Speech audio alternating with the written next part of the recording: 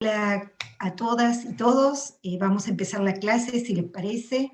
Hoy vamos a trabajar un poco la construcción social de la locura, pero en base más que todo a pensando en los nuevos términos de la ley. Nosotros en general dábamos esta clase pensando más en lo histórico de la construcción del campo de la salud mental. Y desde que aparece la ley y desde la necesidad de construcción de sujetos que puedan problematizar algunas cuestiones, decidimos cómo vincular esta clase un poco a los conceptos que vierte la ley, ¿sí?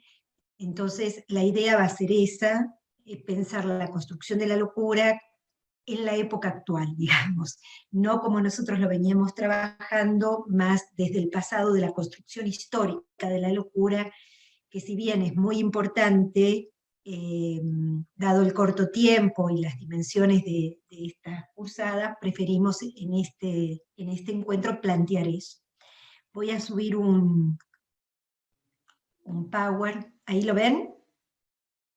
Sí, vamos a poner la lupita. Espérenme un solo segundo, ahí está. Ahí está. Bueno, ahí te veo a vos, Euge. Bueno, no, porque cuando compartís después no ves a todo el mundo. Entonces, bueno. Bueno, la cuestión es, vamos a empezar, vamos a hacer una primer parte teórica y una segunda parte más vinculada a un trabajo práctico. Y como les decía, vamos a empezar con esta forma que pensamos un poco colectivamente, los que conformamos la cátedra, de poder pensar la cuestión de la construcción social de la locura a partir de los sujetos sobre los cuales intervenimos en el campo de la salud mental, ¿sí? Me parece que esa es la tensión que nosotros queríamos como incorporar, queríamos discutir. Si bien le mandé varias propuestas a mi amiga Eugenia, quedamos en que esta era la mejor para este. Entonces, cuando pensamos en la enunciación del sujeto de la intervención, ¿no? Cómo enunciamos ese sujeto, esas formas discursivas en las que pensamos el sujeto sobre el cual el campo de la salud mental intervienen, aparecen como cuatro conceptos fundantes, y que son fundantes ¿por qué? Porque son fundantes porque cada uno de estos conceptos implican intervenciones muy disímiles y con potencialidades de transformación también muy disímiles, y también vinculadas al concepto de estigma, vinculada al concepto de peligrosidad, vinculada, etcétera, etcétera, también muy disímil. Entonces, por eso nos pareció interesante poder discutir con ustedes, plantear con ustedes estos conceptos de los cuales hoy vamos a trabajar. ¿Me escuchan bien? ¿Está todo bien? Porque como no los veo. Bueno, el primer concepto que yo quiero como traerles acá es el concepto de enfermedad mental.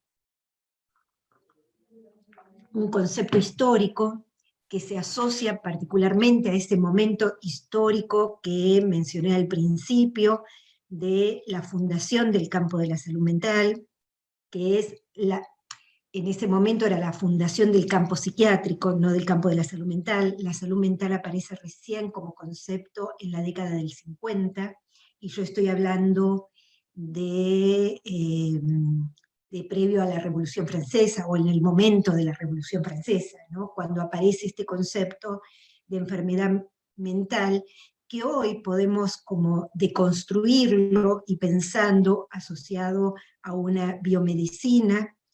Es un concepto capturado únicamente por el campo médico, y donde aparece el hospital como aquella instancia curativa terapéutica. Es decir, si nosotros pensamos en el concepto de enfermedad mental, tenemos que pensar la mediación de la biomedicina, particularmente la creación de la psiquiatría como disciplina médica que se encarga de la enfermedad mental, ¿sí? La psiquiatría es la que enuncia el concepto de enfermedad mental, y tenemos que pensar entonces en la captura de este campo que hoy conocemos como el campo de la salud mental, capturado netamente por el campo médico, y por otro lado, donde aparece el encierro manicomial como la única instancia curativa terapéutica. ¿Sí? Ahora, dentro de eso, vamos a ir haciendo como una deconstrucción de cómo yo pienso. Hay un artículo que escribí y que me parece que estaba como, que es un poco, yo desarrollo esto en ese artículo, así que después lo van a poder leer. El Power, que es mucho más sintético que el artículo, también va a estar colgado en el campus. Así que, pero bueno, la primera cuestión que yo quería como reforzar para la lectura es pensar la medicina positivista, después de Pinel. Pinel es el primer psiquiatra vinculado a la historia de la locura, tal como la cuenta Michel Foucault, y en ese contexto, digamos, Pinel entra a una institución de abandonados, digamos, y allí empieza a ver ciertos sujetos con características muy diferentes a otras, pero no entra como médico, sino que entra como revolucionario, como parte de la revolución. Sin embargo, lo que va a hacer Pinel, después continuado por Esquirol y otros posteriores, es fundar el campo de la psiquiatría, ¿sí? Entonces, diferencia estos sujetos del resto y crea lo que se llamó los hospitales generales, que hoy son los hospitales psiquiátricos, ¿sí? En ese momento, hoy el hospital general lo conocemos como otra cosa, como el hospital donde vamos a hacer todo el resto, que muchos no es salud mental, y los monovalentes pero en ese momento se funda con el nombre de Hospital General. El primero fue en Bicêtre, y después, bueno, fueron apareciendo, pero lo que me interesa es ubicarlos en el periodo de la Revolución Francesa, donde el concepto de enfermedad aparece muy vinculado al campo médico, a la psiquiatría y al hospital monovalente, hospital general en ese momento, pero el hospital monovalente, como el único espacio posible para el abordaje de esta problemática. Pero además, el único espacio posible donde aparece también, no el hospital como una situación de paso momentáneo, sino como una situación de irrupción de la vida colectiva del sujeto, ¿sí? Del encierro por el encierro mismo y por... Entonces, vamos bien hasta ahí. Aquí digo, después, a fines, del siglo XIX, principios del siglo XX, ya con la medicina positivista, aparece la explicación de la locura a través de experimentación de síntomas, ¿sí? Y esta forma de mirar la enfermedad, perdón, estoy haciendo entre comillas, la enfermedad mental, es combatida desde una perspectiva socioantropológica que después vamos a ir viendo un poquito. En principio, el concepto de enfermedad mental aparece en uno de los libros de Foucault, que es Enfermedad mental y personalidad. Según Eugenia, tengo entendido que ella cree que no fueron uno de los mejores libros de Foucault o algo por el estilo, ¿no? Que a él no le había gustado. Después. Él renegó de este poco, libro, exacto. No necesariamente de esto, pero después de algunos contenidos, después dijo que no. Pero para mí en este libro me parece como interesante que él establece que no se puede enunciar la noción de enfermedad mental, es decir, la noción de lo patológico en el campo de la salud mental, relacionada a la enfermedad orgánica o patología orgánica. ¿Qué quiere decir con esto? Que no es posible pensar una medicina como se conoce la medicina de la locura, ¿sí? Y dice, la locura, la enfermedad mental, como se denominaba, solo puede estar asociada al concepto del hombre mismo, ¿sí? Después, en un libro mucho más reciente, que es El poder psiquiátrico, Foucault retoma esta idea y establece que la diferencia entre lo mental y lo orgánico resulta central, ya que pone en juego la posibilidad de establecer si una determinada situación, una conducta, una forma de actuar, es o no una enfermedad mental. A diferencia, dice él, de la enfermedad orgánica, que no existe esta duda, o que no existe en términos generales una duda tan profunda, hay dudas también, pero que no existe una duda tan profunda como en el campo de la salud mental, ¿sí? Hay un libro muy lindo, que a mí me gusta mucho, de Roger Batiste, que se llama Sociología de las Enfermedades Mentales, y en esta el autor plantea que la noción de enfermedad mental acarrea grandes diferencias de definiciones según la orientación en que se utiliza ese término, ¿sí? Y por eso ahora vamos a ver otras formas de enunciar, ¿sí? Entonces dice el autor que pone en juego la interrelación entre enfermedad mental y el estudio de lo normal y lo anormal. Esto es algo muy importante. ¿Por qué?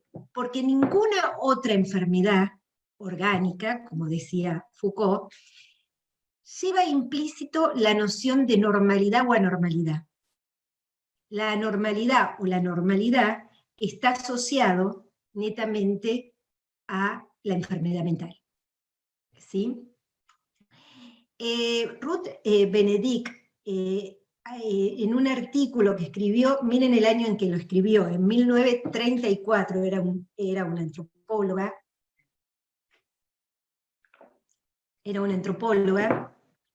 que introduce una disputa muy fuerte entre la psiquiatría y la antropología. Hay un artículo que está traducido al español, que se llama La antropología y el anormal, que es muy interesante. No sé si lo pusimos está bien. Es de muy fácil lectura, pero aparte muy rico para pensar, digo, los trabajadores sociales pensamos lo territorial muchas veces. Entonces está muy bueno para pensar lo cultural, lo territorial en estos procesos. Entonces, Ruth define lo anormal en términos de enfermedad mental y observa que en sociedades primitivas estudiadas por los etnólogos en situaciones análogas a las definidas como anormales por los psiquiatras, ocupaban lugares en estas sociedades más triviales, ocupaban otros espacios que nada tenían que ver con la normalidad. Y justamente ocupaban espacios tal vez del sabio de la tribu, del que se conectaba con los espíritus. Digo, entonces ahí la locura no estaba asociada a este concepto de anormalidad que estamos viendo, sino que estaba asociada justamente a otras razones de la vida cotidiana de las sociedades triviales, ¿sí? Y siempre me acuerdo que el anterior titular de esta cátedra, Juan Carlos Domínguez, que es algo mayor de quien les habla, porque bueno, él se fue casi jubilado y yo asumí ya hace muchos años, pero él contaba, siempre decía y hablaba del loquito del barrio, como esos sujetos que antes se los contenía sin necesidad, y que estaban, que vivían y que se alimentaban con la ayuda de uno, del otro, bueno. Entonces, Benedict dice, o concluye en su trabajo, que el concepto de normal es en realidad una variante del concepto del bien, ¿sí? Refiere a lo que la sociedad ha aprobado. Es decir, que en cada sociedad el loco entre comillas, ay, me golpeé, el loco entre comillas, está vinculado a este concepto del bien que hay en cada una de las sociedades que componemos. Emilio Durkheim, en las reglas del método sociológico, ustedes saben que Durkheim estudió particularmente el suicidio, establece que un hecho solo puede clasificarse de patológico en relación a una especiedad, es decir, que dos sujetos no pueden enfermar de la misma manera, está diciendo, ¿sí? Y que las condiciones de salud y de enfermedad no pueden definirse en abstracto y de una manera absoluta.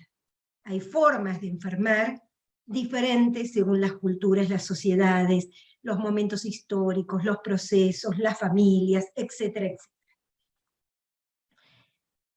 En este sentido, hay otros autores, que no los voy a trabajar aquí, porque están ya vinculados más a otras clases de la cátedra, como aquellas que Goffman y Becker han unido fuertemente al concepto de enfermedad mental, el concepto de etiquetamiento y de teoría de la desviación, ¿sí? Y este etiquetamiento, este rótulo y esta teoría de la desviación, el desviado, el enfermo como desviado de la sociedad, aparece en una relación de producción, ¿no?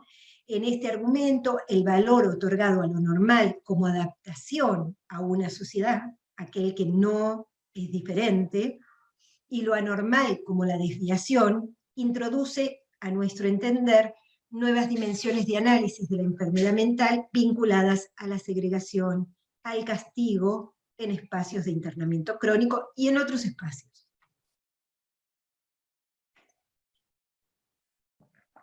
Para estos autores, el rótulo, en términos de diagnóstico psiquiátrico, imprime lo que Goffman va a denominar un estigma social, ¿sí? No es lo mismo el estigma que da una enfermedad mental, lo que significa una enfermedad mental, que una enfermedad orgánica. Entre ellas, hay enfermedades orgánicas que también entra el concepto de estigma. No quiere decir que no lo entre. Pensemos en el VIH.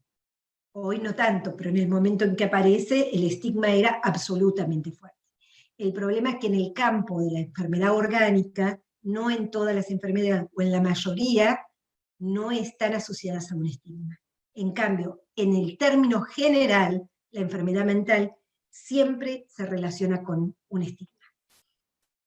Entonces, desde esta perspectiva, es determinante la noción de peligrosidad, ¿sí? El estigma está asociado a este concepto de peligrosidad en la construcción de un imaginario social sobre la enfermedad mental. El otro día discutíamos con un abogado del artículo de la ley, del artículo 22 de defensa de los usuarios, discutíamos si el concepto armado o que emerge en la ley, tratando de desterrar el concepto de peligrosidad, que es el de riesgo cierto e inminente, logró o no el objetivo. Y bueno, concluimos que aún se piensa, aunque se utilice otro concepto, al loco como peligroso. Y acá traigo lo sucedido hace un mes y medio atrás, creo que se debe haber referenciado ya en la cátedra, pero el muchacho que hiere y termina con la muerte de un policía y después la muerte de él, y que el otro día pusieron una placa del policía como... Y el imaginario social y de los medios de comunicación en relación a este sujeto peligroso, ¿sí? ¿Por qué no estaba encerrado este sujeto peligroso? Estaría bueno hacer en algún momento un práctico sobre esa noticia, está muy, muy buena para trabajarla. En esta dirección hay un autor norteamericano, David Rosenhan, que parte de la hipótesis de que la noción de enfermedad mental pierde todo rigor de verdad al ser determinada por procesos diagnósticos de escasa seriedad. ¿Por qué dice esto Rosenhan?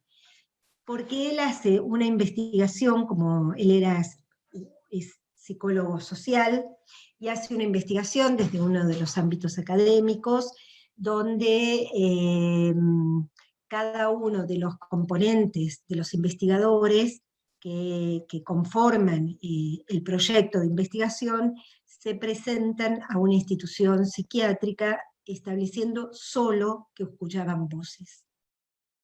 En el 100% de los investigadores, el 100% fueron internados como esquizofrénicos. ¿Sí? Entonces, a partir de eso, después se le hace un relato, es muy interesante el artículo, él después hace todo un relato de las historias de vida mientras estaban internados los sujetos, los investigadores, de lo que pasaba en relación a las historias clínicas de cada uno de estos sujetos. Y cuento esta porque fue la que más me llamó la atención. En uno de los espacios, en la historia clínica, ellos registraban diariamente lo que veían como investigadores, escribían. Y cómo en algunos de estos espacios esa escritura era leída como el síntoma más visible de la esquizofrenia. Entonces, a partir de eso, él dice, bueno, ¿qué es el diagnóstico psiquiátrico? Si estos sujetos pudieron estar internados o se los internaron, ¿dónde está la veracidad de un diagnóstico psiquiátrico? Y volvemos a Foucault al principio. ¿Cuál es ese límite que dice que este es un esquizofrénico y este no? ¿Cuál es ese límite? Después hubo otros varios autores, particularmente ligados a la reforma psiquiátrica de Trieste, que lo vamos a ver un poquito más adelante, pero fue la reforma más importante que hubo a nivel, creo, planetario, y que logran cerrar las instituciones monovalentes en toda Italia, y ahora están trabajando con el cierre de los psiquiátricos, de los espacios psiquiátricos carcelarios, no me está saliendo el término, pero bueno, es las unidades penales psiquiátricas, para el cierre de unidades penales psiquiátricas, particularmente Franco Basaglia, que fue su mentor, establece el análisis de la noción de enfermedad mental, las asocia a las condiciones concretas de producción económica y social, de lo que lo llevó a considerar que no se encuentra definida por la ideología médica, sino por el sistema socioeconómico que determina su modalidad. Él va a decir en varios de sus artículos que el loco, como lo conocemos, es el loco pobre, que hay una diferenciación en las formas no solo de asistencia, sino de diagnosticar en relación a la clase socioeconómica. Entonces, va a decir, la enfermedad mental reviste para el análisis de los italianos un significado distinto según el nivel socioeconómico o la clase social, o como queramos definirlas, en la cual se encuentra el usuario, la persona enferma.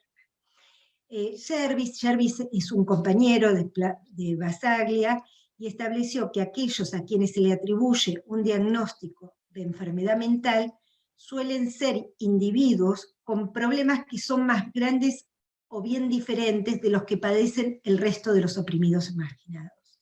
Es decir, lo que establece Jervis, en coincidencia con Franco Basaglia, o profundizando la teoría de Franco Basaglia, que todos son marginados.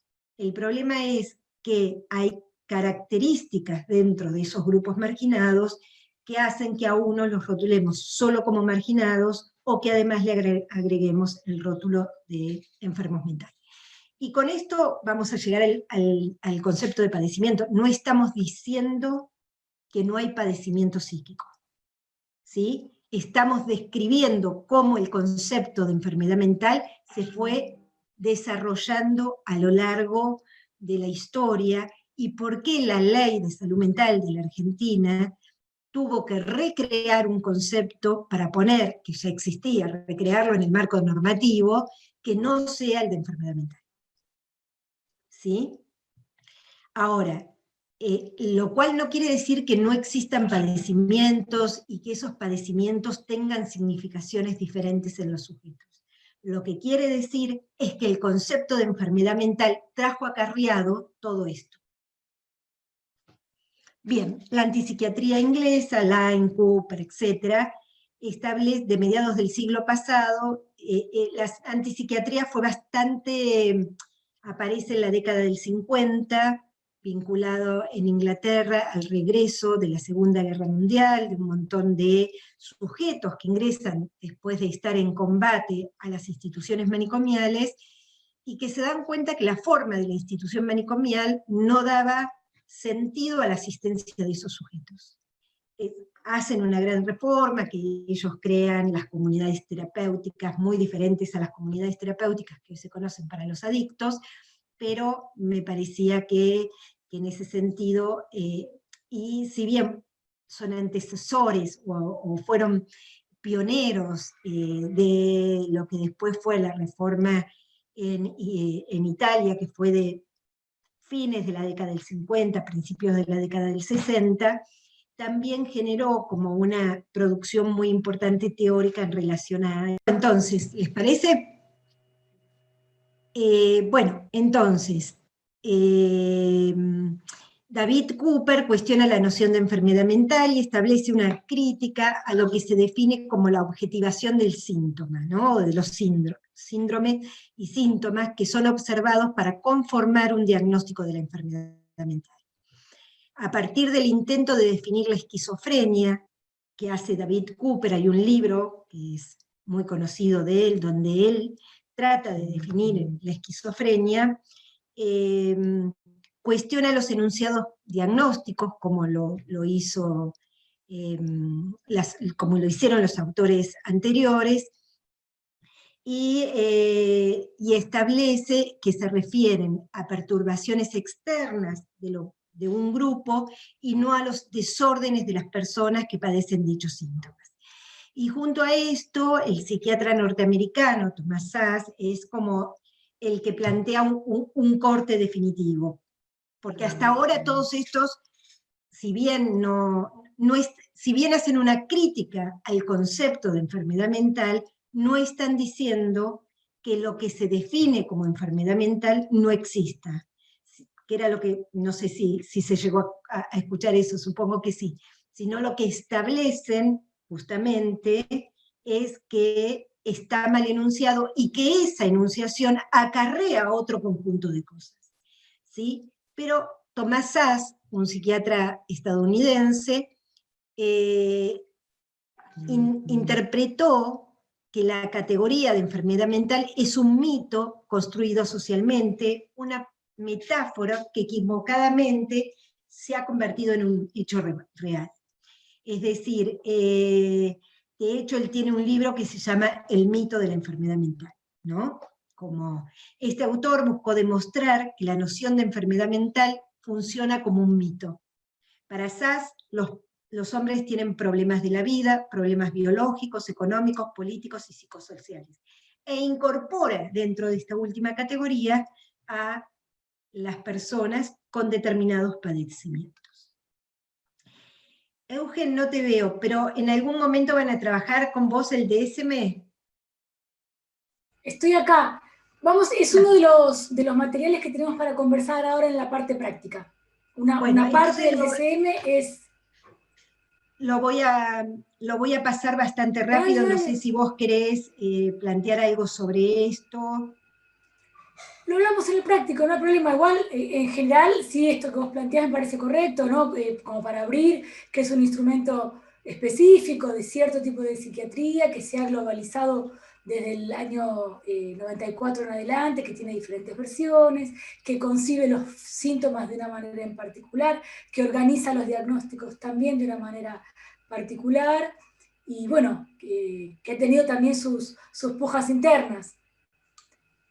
Después, en todo caso, lo hablamos un poco más en detalle. En el sí, igualmente, por ahí para Sí, retomar y seguir sí, con lo que veníamos diciendo, el concepto de enfermedad mental para los manuales de clasificación, particularmente el DSM, se transforma, ya no se habla de enfermedad, no, se tal cual. comienza a hablar de trastorno. Ahí aparece otra concepción que planteábamos al principio en estos cuadritos, en estos Sí, redondelitos.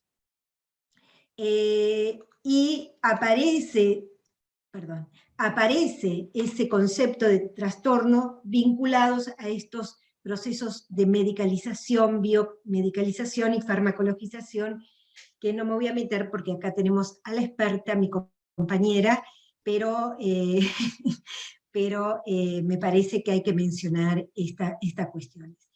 Y que el DSM, que postula el concepto de trastorno, que ahora vamos a ver cómo lo postula el DSM-3, aparece vinculado a una globalización de la psiquiatría hegemónica estadounidense. Justo hoy veremos quién gana. Estadounidense, asociada con la industria farmacéutica. El usuario se lo asocia a un consumidor, y hay una extensión de áreas que antes correspondían a otras disciplinas de intervención, como podían ser el trabajo social, que a partir de estos manuales fueron incorporándose, entre ellas, como les decía, la educación, el trabajo social, la recreación, lo correccional, fueron incorporándose al concepto de trastorno. ¿Sí? Doy ejemplo, qué sé yo, las piernas inquietas, uno mueve mucho una piernita y ya está diagnosticado como un síntoma de un trastorno mental. Y bueno, el caso más paradigmático, que por ahí Euge lo trabaje en alguna otra clase, es el caso de los niños hiperactivos, ¿no? El síndrome del déficit de atención. Entonces, el DSM utiliza la noción de trastorno mental como un concepto que no tiene límites precisos y que carece de una definición operacional. El propio manual expresa la conflictividad acerca de esta conceptualización, a pesar de lo cual lo asume y lo instala como una noción hegemónica para la lectura de los problemas en el campo de la salud mental. En el último DSM, no sé, Euge, si vos querés comentar algo, aparece otro concepto que es lo dimensional. No sé si querés... sí, tiene varios cambios el DSM-5 con respecto al anterior, incluso en el concepto de trastorno mental en particular. Pero algo que es interesante, que cambia en varios de los diagnósticos respecto a la versión anterior, es que en lugar de armar modelos categoriales donde algo es y no es otra cosa, pero puede ser comórbido, o sea, pueden apilarse los diagnósticos, acá empiezan a armar en varios de los diagnósticos una especie de arco con diferentes intensidades. Entonces, las construcciones diagnósticas tienen que ver con casos más leves con un cierto nombre, con un cierto diagnóstico, casos más fuertes con otro, o más severos con otro diagnóstico. Por ejemplo, el arco que va en lo que son los trastornos del espectro autista tiene un polo más leve, que es el trastorno Asperger, y un polo más fuerte, que es el trastorno generalizado del desarrollo. Es diferente, o sea, se ramifica, digamos, se hace como ramilletes diagnósticos con diferentes grados de severidad. Esa cuestión dimensional, si bien estaba presente en algunos diagnósticos, ahora aparece con más fuerza, como lógica explicativa en el último manual. Entonces, no se trata tanto de que sea un diagnóstico o el otro, sino pensar que cada diagnóstico es una expresión más severa o más suave dentro de un panorama más amplio que los engloba a todos como trastornos relacionados con ciertas cuestiones. ¿Listo, Sil? Bien, gracias, Euge. Bien, es interesante la traslación, como yo les decía al principio, de la noción de enfermedad mental a la de trastorno mental. Noción que, como dijo Eugenia, no voy a repetir, no tiene límites, etcétera, etcétera. Así se abre un nuevo desafío que reinterpretaron lo normal, lo anormal, la desviación y la diferencia en innovadores procesos de medicalización, biomedicalización y farmacologización. Muchos de estas nuevas y estos ramilletes de patologías se dan por fuera de las instituciones monovalentes. Sin embargo, los procesos de medicalización y biomedicalización y farmacologización están absolutamente presentes.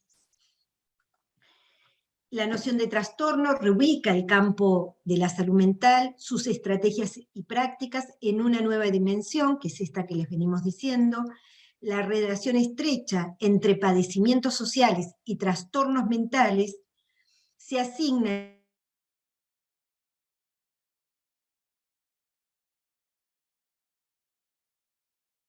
de los procesos desinstitucionalizadores y también la dimensión de los procesos comunitarios. ¿Me escuchan bien? Porque me apareció un cartelito que tengo. Sí, bien. Recién se cortó un cachito, Sil, pero venís re bien. Bien. La medicalización de los problemas sociales en el campo de la salud mental no es nueva, pero sin embargo, a partir de la difusión de la noción de trastorno mental y su interpretación en los manuales de clasificación internacional, particularmente el DSM, adquiere una mayor relevancia tanto en los procesos de farmacologizadores, es decir, del consumo del fármaco, como de las innovadoras y diversas líneas de la psicología. Y acá, bueno, Flavia podría hablar horas en estas nuevas líneas de la psicología, porque no es solo el campo psiquiátrico el que entra en la puja en estos nuevos diagnósticos, sino también varias de las ramas de la psicología conductual, etcétera, etcétera, etcétera. Vamos a una nueva, a la opción, que es la de discapacidad mental. Si bien esta noción irrumpe, es diferente a las que veníamos trabajando hasta recién, estas dos anteriores, me parecía importante por algo que los trabajadores sociales estamos bastante involucrados, y es que la noción de discapacidad mental emerge en documentos siempre vinculados, no ya al campo de la salud mental, al campo psiquiátrico, al campo de la psiquiatría norteamericana, sino que aparece vinculado a organismos internacionales que ponen en escena en el campo de la salud mental otros modos de enunciación del sujeto sobre el cual intervenimos. Esta noción estuvo vinculada históricamente a diagnósticos relacionados más que todos al retraso mental, a la debilidad mental, a las oligofrenias. Sin embargo, hoy se enuncian y se amplían considerablemente, ingresando en este concepto de discapacidad mental un conjunto de otros sufrimientos psíquicos que antes no se los vinculaba estrechamente a la. Entonces, en ese sentido, los primeros documentos que aparecen fueron a principios de la década del 70, con la Declaración de los Derechos del Retrasado Mental. Ya ahí se van pudiendo imaginar las concepciones por donde pasaron, Declaración de los Derechos de las Personas Impedidas, ¿sí?, de la mitad de la década del 70, y después las más actuales que ya hablan del concepto de discapacidad.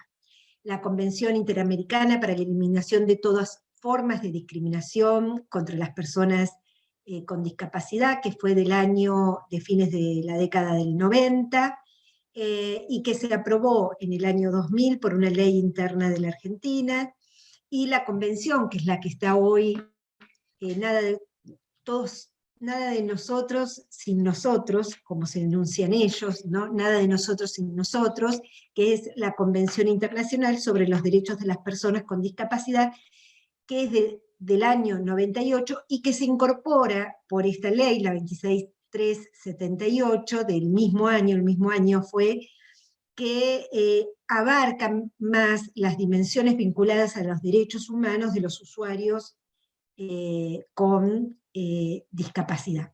Y dentro de esas discapacidades tiene una fuerte impronta la discapacidad mental. ¿Sí? A su vez, este concepto, que es el de discapacidad psicosocial, fue acuñado fuertemente por algunos organismos de derechos humanos, particularmente el CELS, la justicia en el ámbito judicial y la lucha contra la discriminación, el INADI. Todos estos conjuntos no hablan de padecimiento psíquico, sino que hablan de discapacidad psicosocial. Personalmente, no me gusta para nada el término. Quiero muchísimos a los del CELS, pero el término de discapacidad para enunciar vuelve a la representación que se tenía antes, digamos. Bueno. El término de discapacidad, como lo venimos estableciendo, permitieron hallar ciertos intersticios para dar legitimidad a derechos sociales en términos de acceso a los servicios de salud, a los servicios de rehabilitación, a los servicios sociales, entre otros, que con la enunciación de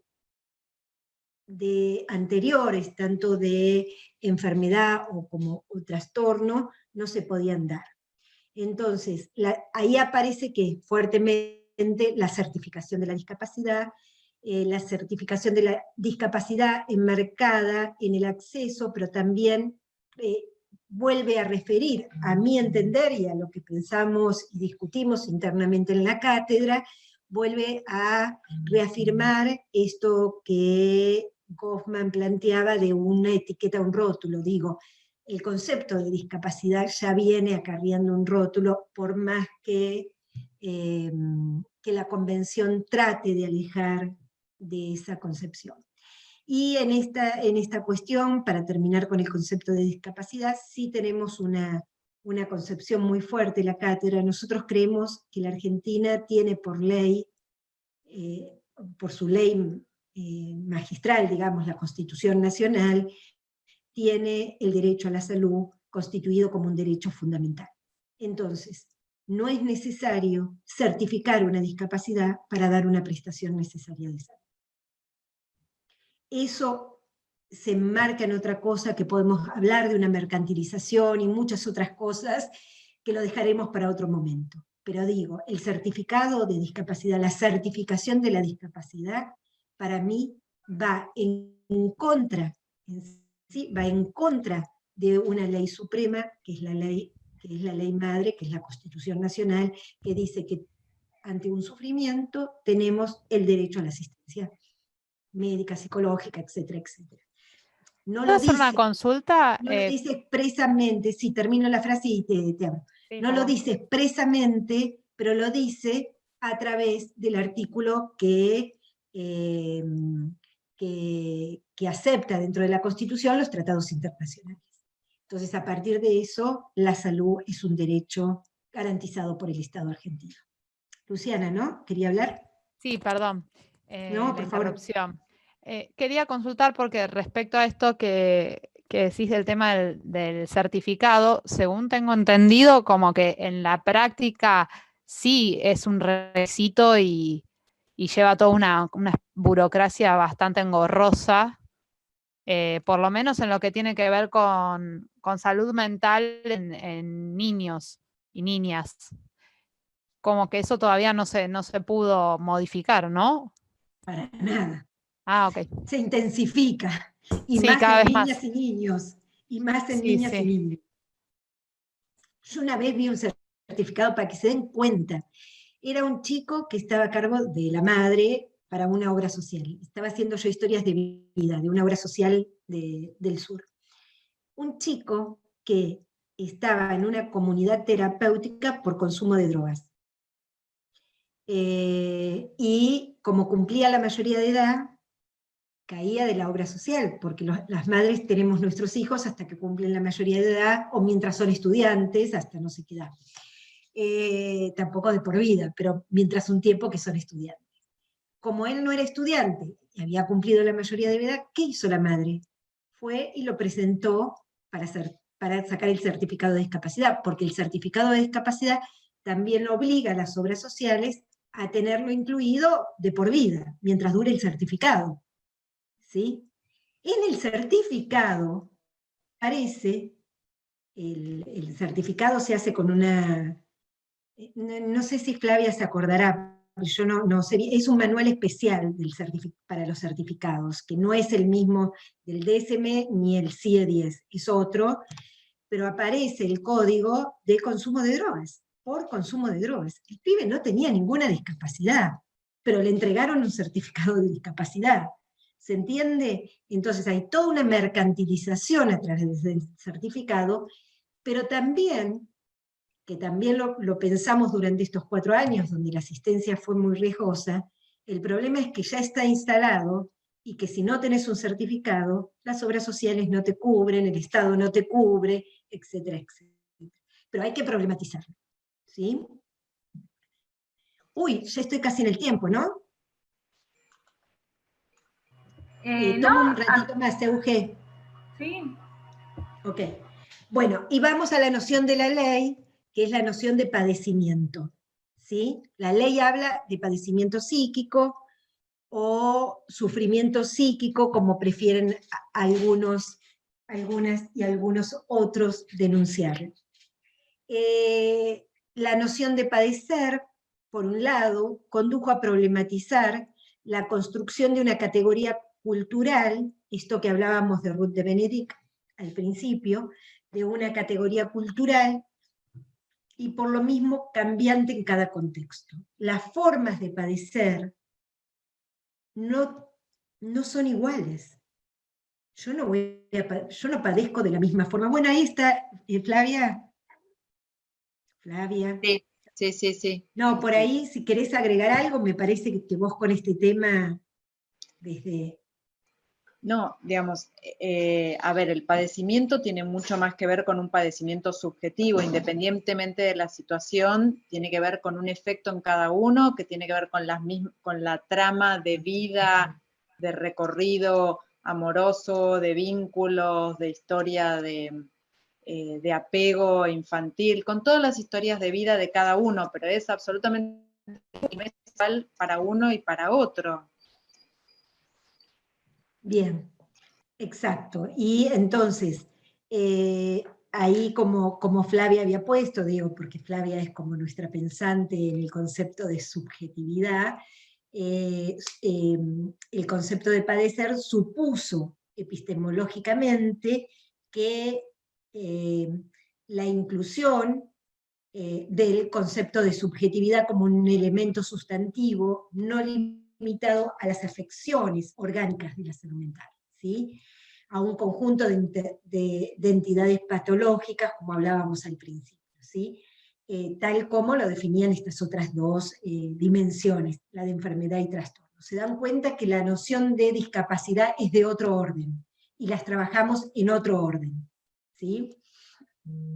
Entonces, por otro lado, orientó a la comprensión de nuevas representaciones y expresiones de forma de padecer, que es lo que Flavia traía recién.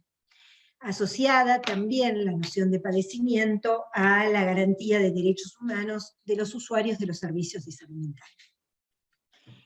Mabel Grimberg, que es una antropóloga argentina, yo no sé si sigue en la facultad, tenía antropología 1 o 2, Mabel en su momento.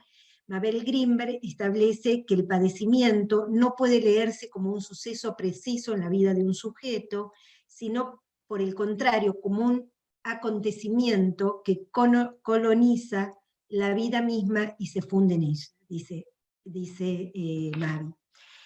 ¿Por qué dice esto? Mabel no estudió nunca la cuestión de salud mental, pero estudió durante muchos años, cuando aparece el VIH. Ella fue la primera antropóloga que trabaja con trabajadores gráficos y VIH.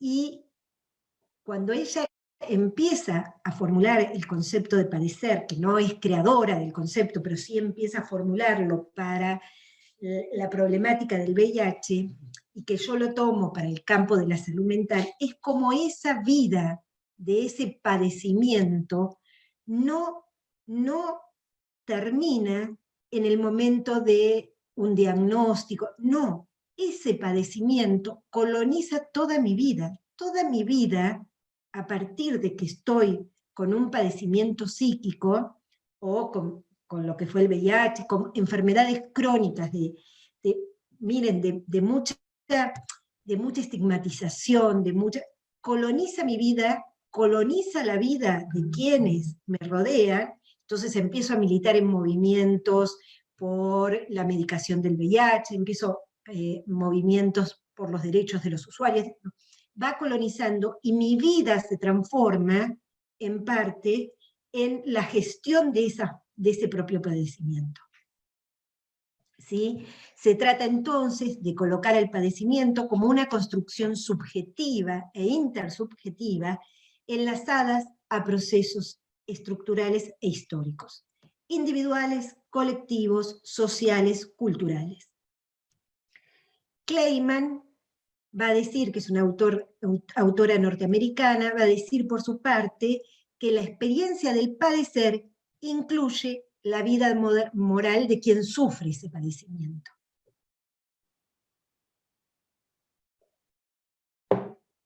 Bien. Francisco Mercado Martínez, junto con otros investigadores, si no me equivoco, es un investigador español, habla de las experiencias del padecimiento.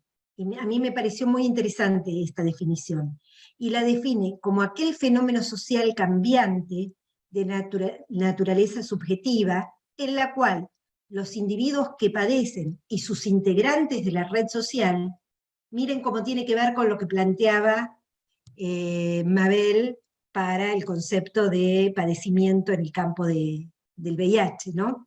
Y sus integrantes de la red cercana perciben, organizan, interpretan y expresan un conjunto de sentimientos, sensaciones, estados de ánimos o emociones, sensaciones corporales, cambio de apariencia física, alteraciones en el sentido, y una serie de eventos ligados y o derivados del padecimiento y de su atención.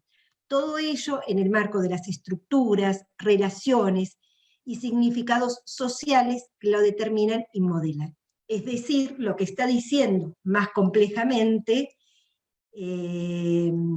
Mercado Martínez es cómo el padecimiento coloniza la vida de los sujetos. Uy, lo saqué, ¿no? Bien. Entonces, hay dos cuestiones que no las voy a decir acá, pero se las dejo para que después vean. Él habla también de lo que es la trayectoria del padecimiento, como aquel proceso cambiante que abarca desde el inicio de los síntomas y llega hasta la muerte, incluye las percepciones, evaluaciones, etcétera, etcétera, se los dejo para leer. Y la carrera del padecimiento, como un proceso en el cual los sujetos buscan, seleccionan, usan y evalúan determinadas estrategias y medidas y programas para la atención de su padecimiento, ¿sí? Esto está vinculado, me parece, a lo mismo que Goffman planteaba como la carrera moral en su libro Internados, ¿sí? Y después hay otros investigadores, Almeida Filo, es un brasilero, y Cecilia Asburger, que es una rosarina, que aportan a la problemática del padecimiento. Cecilia hace una discusión muy interesante en un artículo que al que le interesa se lo podemos alcanzar como una doc, sobre cómo la epidemiología debe reconstruir otras herramientas para poder medir cuestiones epidemiológicas en cuanto al padecimiento psíquico. ¿Sí? Porque la epidemiología mide procesos de enfermedad. Entonces, tiene que recrear otras herramientas para poder medir situaciones estadísticas, que es lo que hace la epidemiología, en relación a la situación del padecimiento. Y aportan a problematizar las condiciones concretas en que se generan los padecimientos, otorgándoles a estos siempre un carácter procesual e histórico, que no queda expresado en las concepciones mórbidas de enfermedad, de trastorno, y cuya utilización, como fue señalado, conducen a una patologización de las situaciones cotidianas. Lo que intenta romper justamente el concepto de padecimiento es este proceso de patologización. que no es lo mismo que decir este proceso de que no existe el padecimiento. El padecimiento existe, y el padecimiento es complejo. Es muy complejo. Yo creo que el campo de la salud mental es el campo más complejo que hay para pensar, para construir, creo que esto lo hemos dicho en algún momento. ¿Euge, querías decir algo? No, le hacía ok a Mili que dijo 9 minutos. Ah, ok. En Porque 9 si no, no minutos aparece. terminamos esta parte, así cuando ya sé. Perfecto. Entonces, reubico entonces en esta exposición que hicimos en la clase de hoy, reubico el tratamiento vinculado al concepto de cuidado, que es otra cuestión que también tenemos que discutir. No hay tratamiento si no pensamos vinculado al concepto de cuidado. Y que incorporen las dimensiones sociales, culturales, laborales, familiares y también farmacológicas, que en muchos casos son muy necesarias. Los dispositivos desarrollados se asocian discursivamente a procesos territoriales comunitarios, innovadores, centrados en prácticas desinstitucionalizadoras.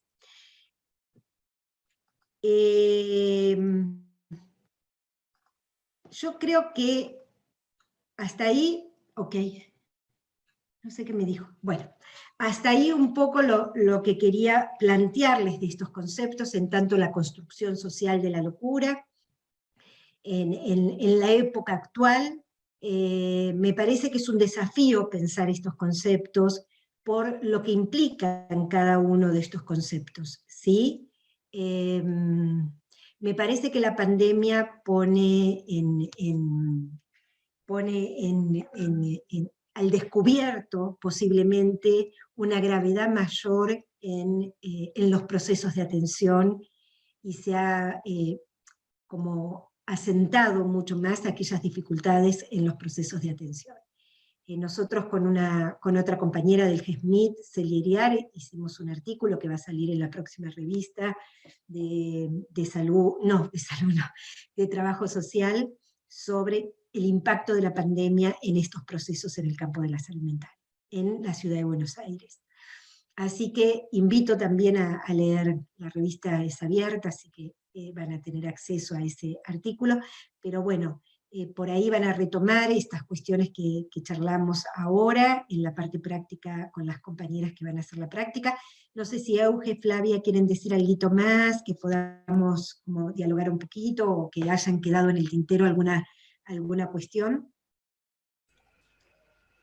No, solamente iba a agregar una cosa que de un artículo que me venía en mente cuando vos ibas hablando de diarios clínicos, que es de un grupo de psiquiatras, que traían en principio que dentro de la psiquiatría, dentro de lo que son las especialidades médicas, la psiquiatría es la única que inclusive tiene menos